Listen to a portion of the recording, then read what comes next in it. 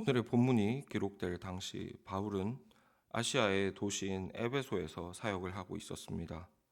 그런데 본문에 기록된 대로 글로에라고 하는 성도를 통해서 이 바다 건너에 있는 고린도 교회에 분열이 있다는 사실을 알게 됩니다. 고린도 교회 성도들이 나는 바울파다, 나는 아볼로파다, 나는 베드로파다, 나는 그리스도파다, 이렇게 말도 안 되는 계파로 나뉘어서 서로 반목하고 있었던 것입니다.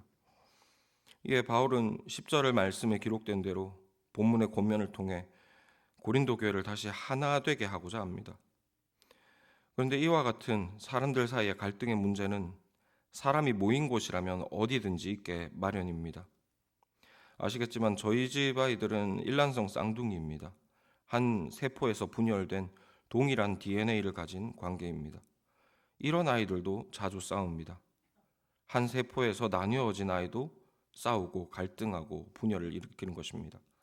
무슨 말씀을 드리려는가 하면 교회뿐만 아니라 사람이 모인 곳에서는 항상 갈등과 분열이 생길 수밖에 없다는 것입니다. 그리고 이 같은 공동체에서 일어나는 분열은 세상 같은 경우에는 일반적으로 서로 양보하고 새로운 타협점을 찾음으로써 해결하게 합니다. 서로가 의견이 맞지 않으니 서로의 가운데서 새롭게 뭉치어질 하나의 구심점을 찾는다는 것이죠. 그러나 본문에서 사도가 제안하는 이 분열된 교회를 하나 되게 하는 방법은 이런 세상의 방법과는 사뭇 달라 보입니다. 13절 말씀입니다. 그리스도께서 어찌하여 나뉘셨느냐? 바울이 너희를 위하여 십자가에 못 박혔으며 바울의 이름으로 너희가 세례를 받았느냐? 사도 바울은 교회의 분열 앞에서 그리스도라는 주제를 가지고 나옵니다. 그리스도라는 하나됨의 기준을 제시하는 것입니다. 그리고 이것은 성도가 분열하면 예수님 보시기에 민망하고 죄송하니 예수님께서 속이 상하시지 않도록 잘 화해해야 된다, 이런 의미가 아닙니다. 사도 바울은 분열된 고린도 교회를 향하여 그리스도께서 나뉘셨다고 책망합니다. 즉 사도는 교회의 분열을 가리켜서 그리스도의 분열이다 라고 여기고 있는 것입니다. 그 이유는 사도의 책망과 같이 저들은 지금 사람의 이름이 아닌 그리스도의 이름으로 세례를 받았기 때문입니다. 로마서 6장 3절로 5절 말씀은 세례에 관하여 이렇게 교훈하고 있습니다. 무릇 그리스도와 합하여 세례를 받은 우리는 그의 죽으심과 합하여 세례받은 줄 알지 못하느냐.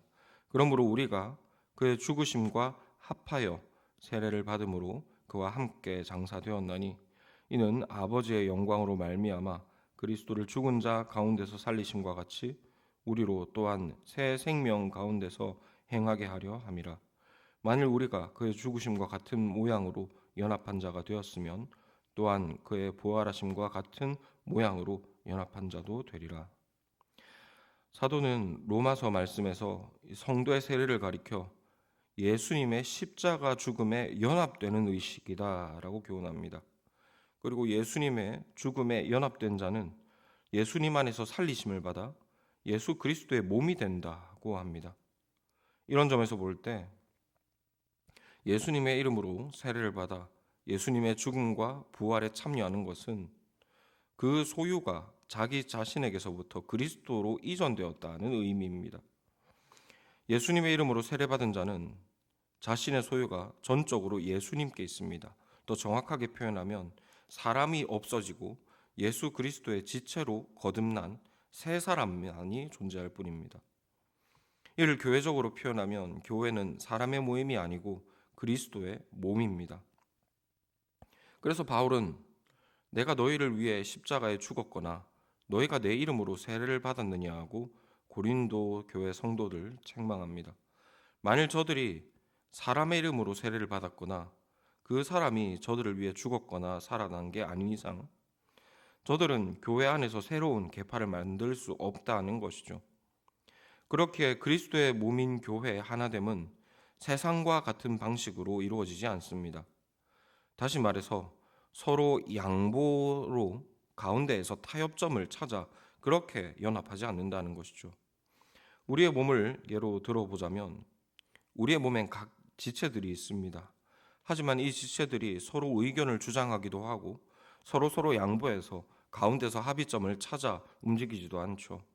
몸은 오직 머리의 다스림 안에서 일사불란하게 순종함으로 움직입니다. 이로써 질서를 찾아가고 하나됨을 유지하죠.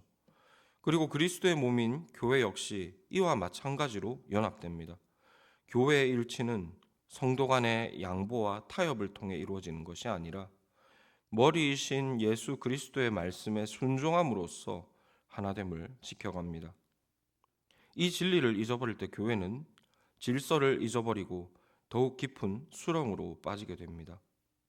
물론 서로가 양보하고 서로가 서로 가운데에서 하나의 합의점을 찾아갈 때 잠깐은 화합되고 행복한 듯 보일 수가 있습니다.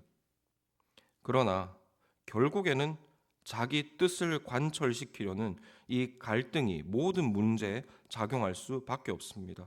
모든 문제에 대하여 나는 이렇게 생각한다 라는 태도로서 합의점을 찾아내고자 하는 것이죠. 모든 문제가 불화로 치닫게 되는 것입니다.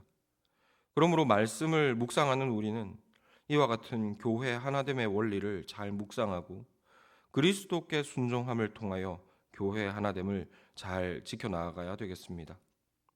이 시간 함께 기도하실 때 오늘 말씀을 묵상하심으로 우리가 그리스도께 순종함을 통해 교회 하나됨을 잘 지켜가게 하여 주시기를, 그리고 사람이 사라지고 그리스도만이 나타나시는 우리 모든 성막의 교우들이 되게 하여 주시기를 함께 기도하시기 권합니다.